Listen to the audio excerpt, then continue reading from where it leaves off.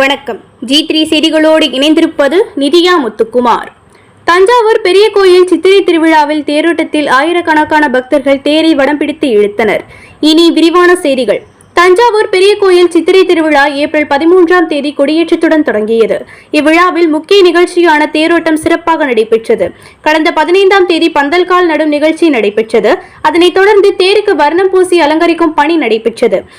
இதன் மூலம் 19 அடி உயரம் கொண்ட தேர் அலங்காரத்தின் மூலம் 50 அடி உயரத்தை எட்டியுள்ளது.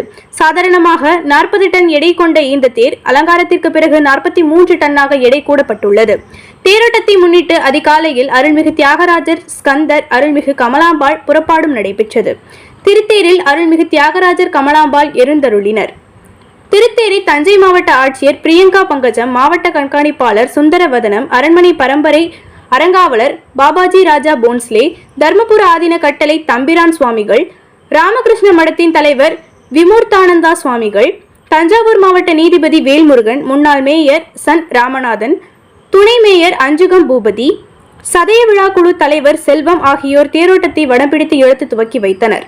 தேர் வலம் வரும்போது பொதுமக்கள் அர்ச்சனை செய்து கொள்வதற்கு வசதியாக 14 இடங்களில் தேர் நின்று செல்ல ஏற்பாடு செய்யப்பட்டிருந்தது. G3 செய்திகளுக்காக மாநில செய்தி பிரிவிலிருந்து மா மதிவதனன்.